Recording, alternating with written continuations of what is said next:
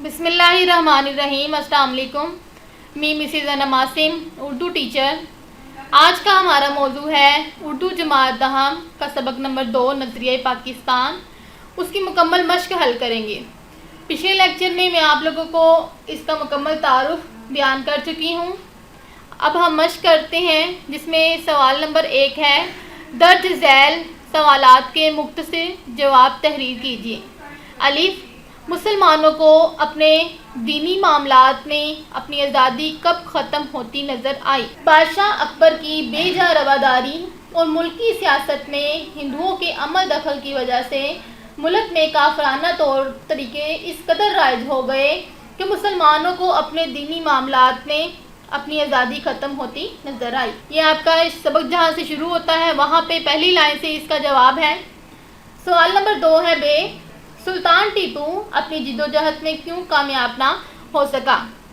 سلطان ٹیپو نے نہ صرف ہندوؤں اور انگریزوں کا مقابلہ کیا بلکہ افغانستان، ترکی اور پھر فرانس کو بھی اپنے ساتھ شامل کرنے کی ہر ممکن کوشش کی، لیکن ملک کے دوسرے سرداروں نے ساتھ نہ دیا اور انہیں کامیابی حاصل نہ ہو سکی۔ سوال نمبر 3 ہے، جیم، تحریک خلافت کیوں شروع کی گئی؟ پہلی جنگ عظیم میں انگریزوں کا مقابلہ جرمنی سے ہوا اور ترکی نے جرمنی کا ساتھ دیا۔ ہندوستان کے مسلمانوں کی ترکی کی سلطنت کو حجاز کی خدمت کرنے کی بنا پر خلیفہ اسلام سمجھتے تھے۔ اس جنگ میں انگریزوں کو فتح حاصل ہوئی تو انہوں نے ترکی کی وسیع سلطنت کے ٹکڑے ٹکڑے کر دیے اور مسلمانوں نے خلافت کے تحفظ کے لیے مولانا محمد علی جوہر اور مولانا شوکت علی کی رہنمائی میں تحریک خلافت شروع کی۔ سوال نمبر 4 ہے آگے، علامہ اقبال نے مسلمانوں کے لیے الگ وطن کا مطالبہ کب اور کہاں کیا؟ انہوں نے 1930 میں مسلم لیگ کے اعلیٰ آباد والے اجلاس میں علامہ اقبال نے مسلمانوں کے لیے الگ وطن پاکستان کا مطالبہ کیا ہے۔ اہل مغرب نے قومیت کی بنیاد کس پر رکھی ہے؟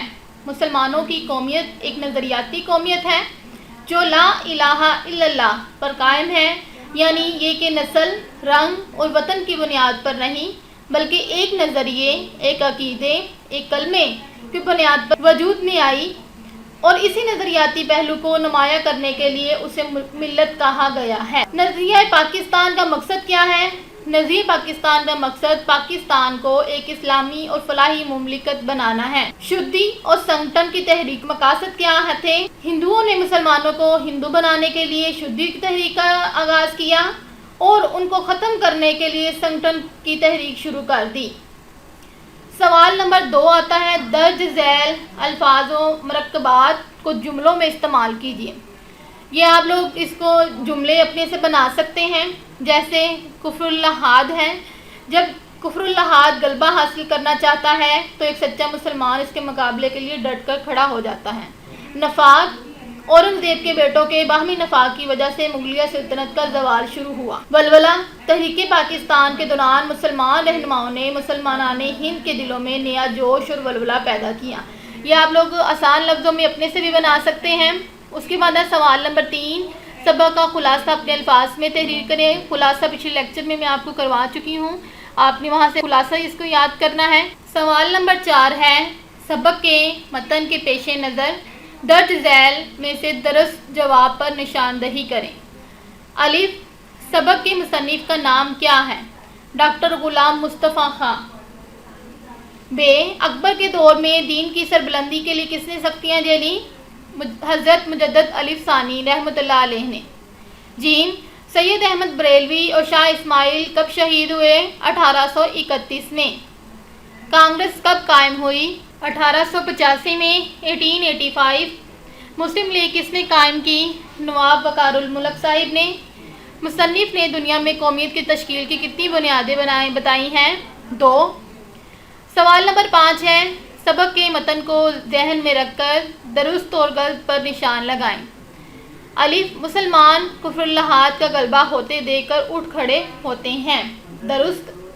شاہ اسماعیل رحمۃ اللہ علیہ سید احمد بریلوی رحمۃ اللہ علیہ کے مرشد تھے، غلط۔ جیم، سے سید نے مجبوراً انگریزی سے مفاہمت کو غنیمت سمجھا تھا، درست۔ پہلی جنگ عظیم میں ترکی نے انگریز کا ساتھ دیا، غلط۔ ترکی کو نقصان نہ پہنچانے کا وعدہ فریب ثابت ہوا۔ درست، مسلمانوں کی قومیت کی بنیاد مغرب کے تصور قومیت سے مختلف ہے۔ درست۔ آگے ہے سوال نمبر 6، کالم الف کو کالم بے سے ملائیے۔ 1930 الہ آباد، کانگریس 1885، مسلم لیگ 1906، 1831 شاہ اسماعیل رحمۃ اللہ علیہ، نظریہ پاکستان اسلامی زندگی۔ اس کے بعد ہے سوال نمبر 7، سبق میں مذکورہ شخصیات میں سے کسی ایک شخصیت پر مختصر نوٹ لکھیں۔